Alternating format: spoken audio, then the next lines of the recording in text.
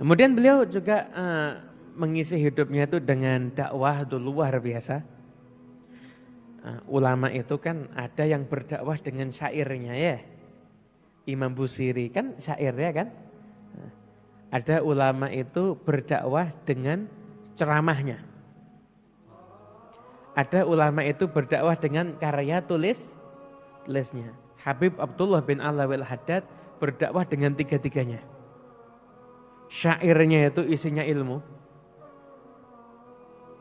Kemudian ceramahnya dibukukan sama muridnya, Tathbitul Fuad, isinya ilmu. Kitabnya isinya ilmu. Negara mana yang enggak membaca kitabnya Habib Abdullah Al-Haddad? Enggak ada. Indonesia Habib, banyak. Dari zaman dulu para kiai juga membaca kitabnya Habib Abdullah bin Alwi Al-Haddad. Rotibnya lagi lebih banyak. Saya pernah dulu zaman mondok, saya diajak sama Habib Taufik ikut pengajian di ujung Gunung Bromo. Ujung Gunung Bromo. Gunung Bromo. Itu saya mau muntah udah saya tahan itu. Jalannya Masya Allah. Ekstrim, off-road. Itu ketika Habib Taufik bilang sama kita, Habib Taufik bilang capek. Iya capek Ustadz. Kita mau menjawab tidak capek ya bohong. Mau jujur kan tidak enak juga, tapi ya akhirnya kita milih jujur. Capek Ustadz, kata Habib Taufik, ini dulu abah saya pergi ke sini kadang-kadang jalan kaki atau naik dokar, kita naik mobil. Di ujung, itu di ujung gunung ada satu masjid.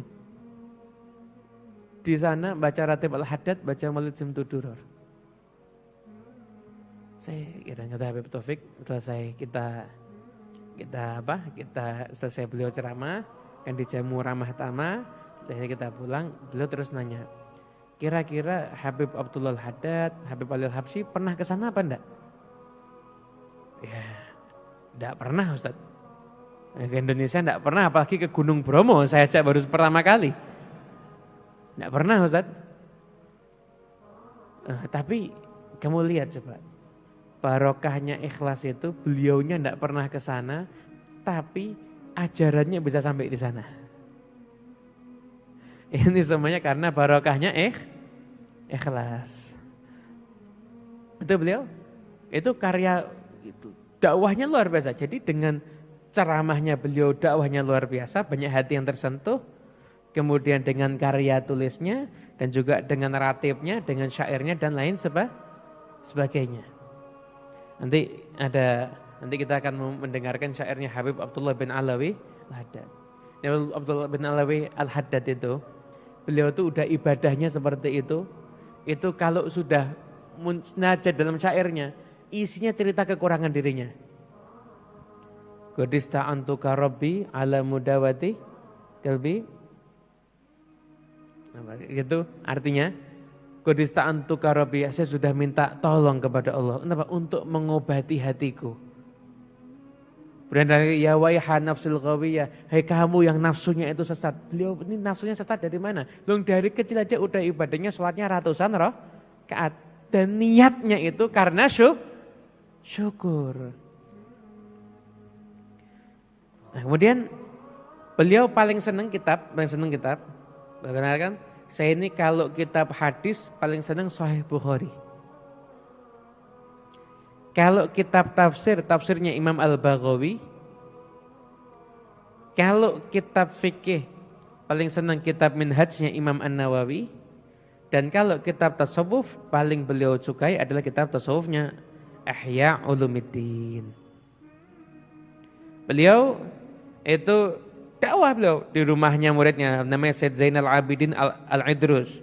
Buat di sini kita mau ngaji setiap duha hari Sabtu dan hari Rabu baca Sahih Bukhari dan kitab Ihya. Jadi beliau keliling di tempat ini dakwah ngajar, lagi dakwah ngajar terus begitu. Beliau itu pertama kali ngajar ketika datang, beliau itu masih khalwat, datang orang. Saya pengen baca Riyadhus Shalihin, ya udah ngajar. Abdullah Haddad itu kalau ngajar kira-kira lihat kitab apa enggak? Enggak. Berarti kalau beliau ngajar Ihya berarti kira-kira gimana? Hafal? Ihya. Kalau beliau ngajar Bukhari kira-kira gimana? Berarti hafal Sahih Kalau beliau ngajar tafsir Baghawi berarti beliau tuh hafal tafsir Baghawi. Dan banyak kitab lainnya lagi. Bahkan ulama sezamannya itu mengatakan Habib Abdullah Al-Haddad ini levelnya insya Allah udah bisa jadi mujtahid. Kenapa? Karena tidak ada satupun kitab di bumi Hadramut kecuali beliau baca dan beliau sekali baca langsung hafal. Dari hafalan beliau terhadap hadis-hadis Nabi yang sekian banyak, dipilih amal-amal yang manfaat untuk kita, zikir-zikir. Jadinya ada namanya wirdul kabir. Wiridnya panjang, banyak wiridnya. Cuma lihat orang kesian, akhirnya dibuat namanya wirdul latif, disingkat lagi. Dibuat juga ketika itu ratib al-haddad. Namanya sebenarnya ratib, bukan tidak ada al-haddadnya. Belum ngasih, ini ratib al-haddad, enggak. Yang ngasih nama kan orang lain, bukan beliau terus ngasih nama, enggak kayak orang zaman sekarang promosi. Lu enggak pernah mempromosikan diri. Ratib, namanya ratib nama susunan zikir-zikir. Nah, orang-orang setelahnya bilang ratib al-haddad begitu. Itu beliau tuh enggak pernah patah semangat dalam dakwah. Bahkan beliau mengatakan apa? Barang siapa yang enggak semangat dakwah padahal dia mampu, dia layak, maka dia termasuk orang yang diancam oleh Allah mendapatkan azab karena menutupi ilmu. Makanya kita nggak boleh patah semangat di dalam berdakwah. Alhamdulillah sekarang ini ada medsos. Ada medsos. Anda bisa dakwah dengan medsos Anda.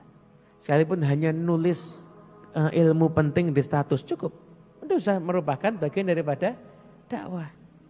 Insya Allah nanti kita di sini nih insya Allah yang mau kita kaji itu tidak ada pendapat saya. Saya tidak mau berpendapat, yang memang saya nggak bisa berpendapat. Yang mau kita kaji semua adalah ucapan dan nasihatnya para ulama oleh Allah was. Kenapa? Kalau saya yang bicara, ini bicaranya Muhammad ini ada nafsunya. Pengen terkenal. Pengen dikagumi sama orang. Iya.